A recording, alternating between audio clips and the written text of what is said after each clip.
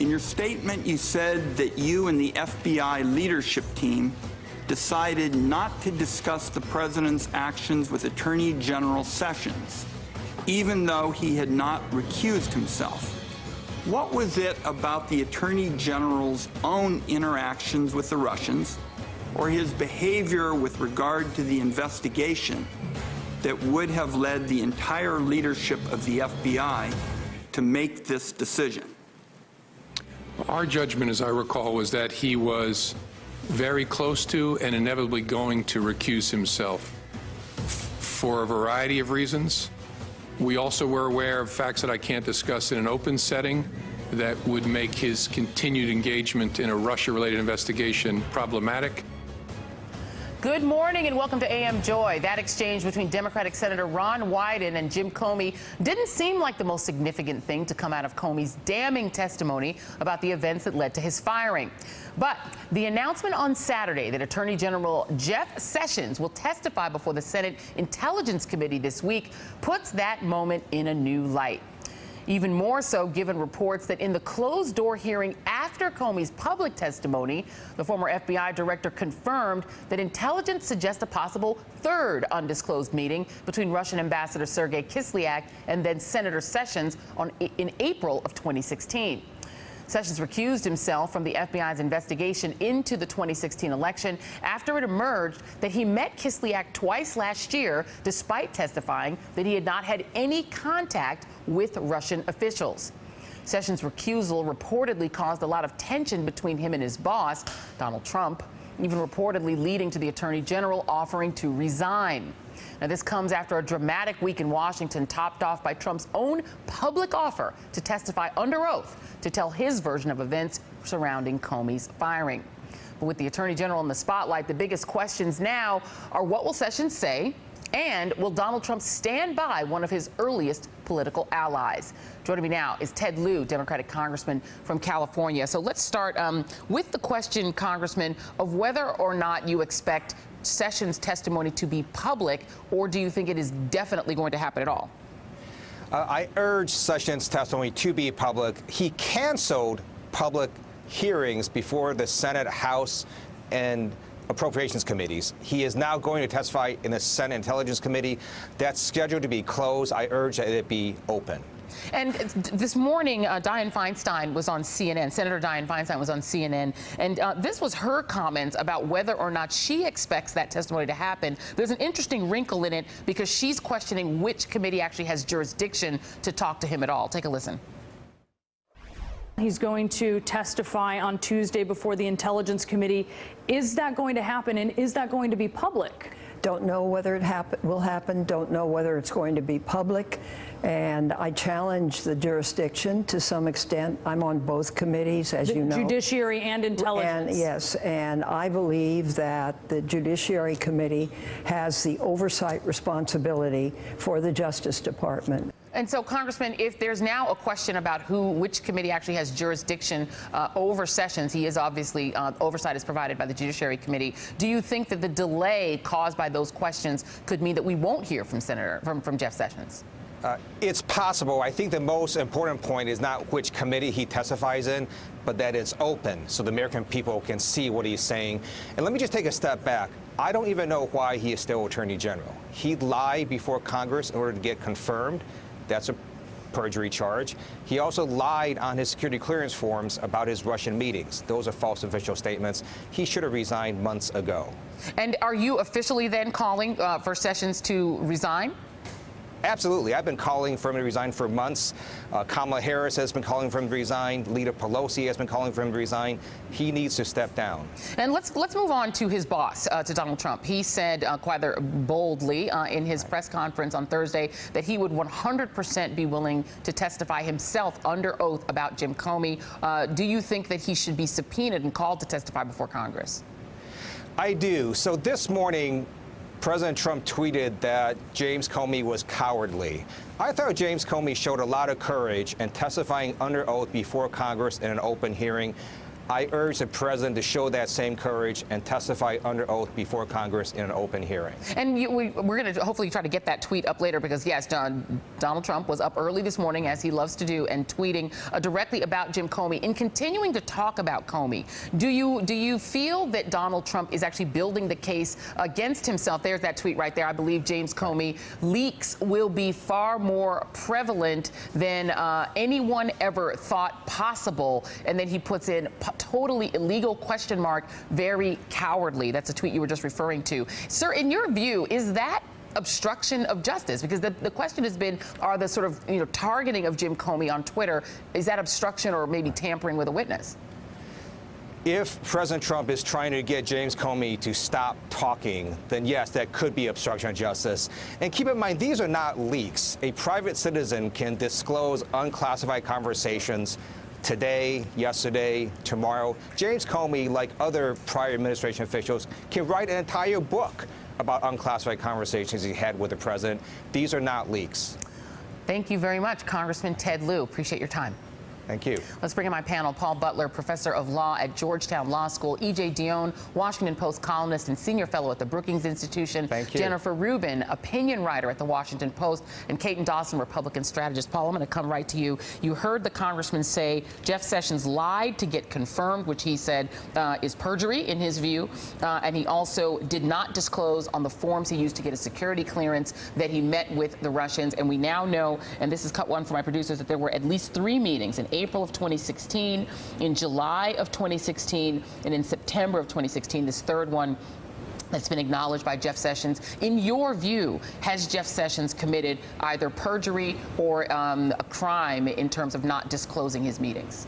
Yes, he has. The irony is that Sessions is the most conservative pro-law enforcement attorney general in decades. He wants to bring back the failed war on drugs. He loves stop and frisk. And during the campaign, he says America needs to put all of its bad guys in jail. But that apparently does not apply to his own conduct. Look, I filled out security clearance forms to get a top secret clearance. There's no way that you forget that you have meetings with the Russians, and then to be asked about it in testimony, and now to say, well, there were 2, and now he remembers a 3rd, you wonder whether there's a 4th or 5th. So not only do we think about whether his conduct meets the rules about the law that you have to fully disclose, you can't intentionally withhold when you fill out your security clearance form, we have to ask whether this man is fit to be Attorney General. Does he invest in the office the confidence, the integrity in the administration of justice that the nation's highest law enforcement officer needs? And I'll throw that question to you, Caton, because you have an Attorney General that's had to recuse on arguably the most important investigation in recent and modern history, if not in the last 20, 30 years of modern history, whether or not the Russians interfered with our elections. He's had to recuse from that because of his own contacts with the Russians. Is there any way that Jeff Sessions can continue as Attorney General, and how can Republicans justify it? I certainly think he will survive being Attorney General. With Sessions reclusing himself, he was heavily involved in the campaign. I understand that. I'm not an attorney. I'm a political consultant. So at the end of the day, I think what you're going to find with Jeff Sessions is he's going to give you the answers. He is, just like the former panelist said, one of the most pro-law enforcement attorney generals we've seen in modern history. I think he's an honest man. I would comment to you, Joy, like we have on other shows, that these Russian diplomats must be the hardest working people in Washington. They seem to have met everybody. Whether the meetings constituted in basements or on street corners, I don't know. I think that's what we'll hear when we get the testimony, is the vein of what kind of meeting. Was this a hello, how are you? Was it a cocktail party? I don't know. If it was a structured meeting, then maybe Jeff Sessions will be in trouble. But he was a United States Senator first.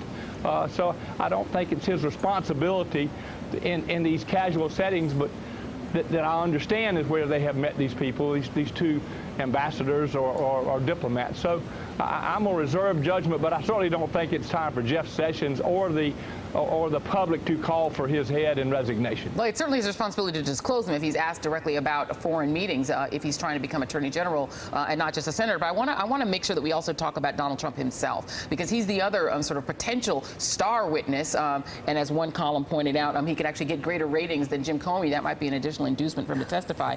This question of whether or not he asked for a pledge of loyalty from Jim Comey. I want to play a couple of things first. Let's start with Donald Trump's denial that he, well, we don't actually have, I don't think, audio of Trump denying that he talked about loyalty. But when he was at that press conference, he said, oh, no, I think we actually do. This is Jonathan Karl. This is cut 3. And this is him denying that he asked Jim Comey for a pledge of loyalty. Let's take a listen.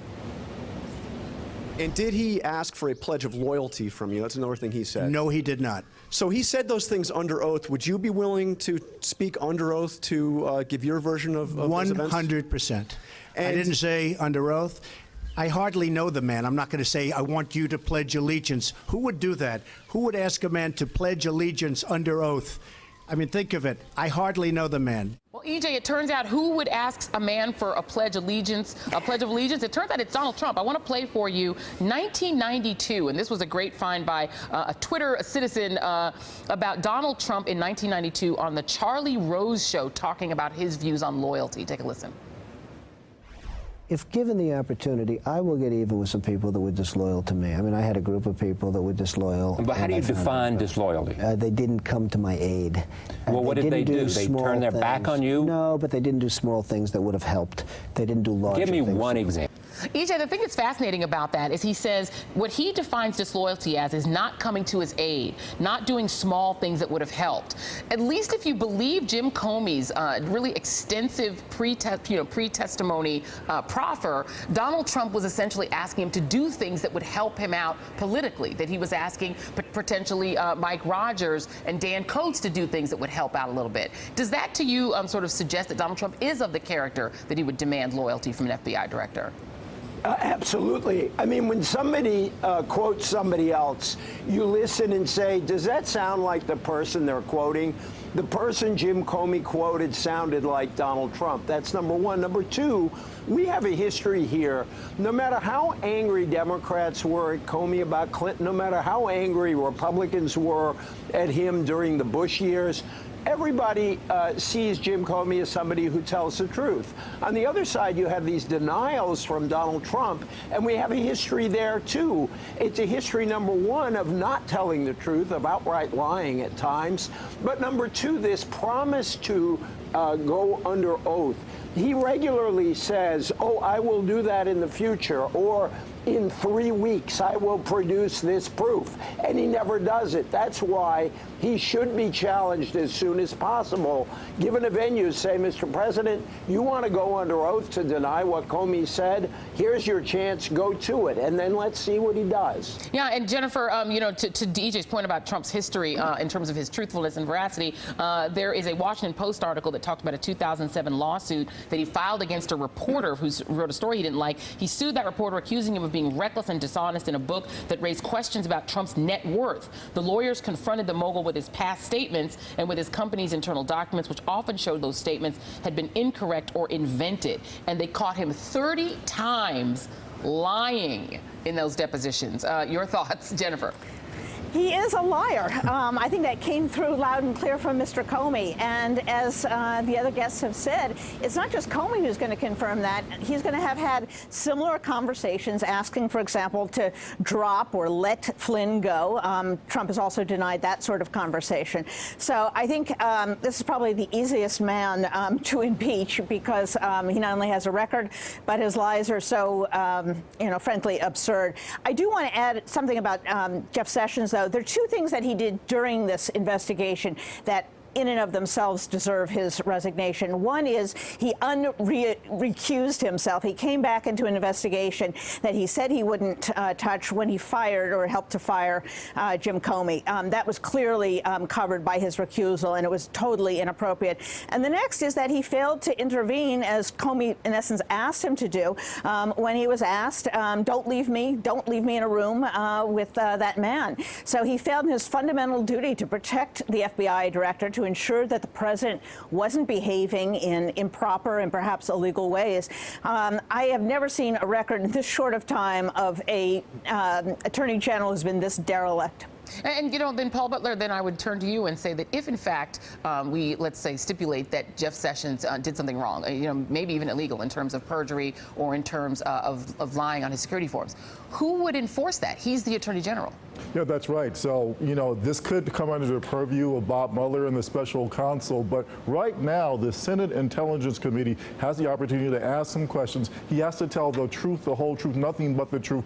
Senate, don't give him the pass, Sessions the pass that you gave the intelligence guys last week when they said they didn't want to answer questions because they didn't feel it wasn't appropriate. It was appropriate. I can't imagine a witness in another hearing saying, I don't want to answer questions because I'm in my feelings. Give me a break. Yeah. He would be held in contempt. If Sessions doesn't answer the questions, he should also be held in contempt. Paul Butler, thank you very much. Really appreciate it. The rest of the panel is going to be back later in the show, and Paul will definitely have you back. This is not ending anytime soon. And up next, Donald Trump's dangerous dance with Qatar. Stay with us. Hey there, I'm Chris Hayes from MSNBC. Thanks for watching MSNBC on YouTube. If you want to keep up to date with the videos we're putting out, you can click subscribe just below me or click over on this list to see lots of other great videos.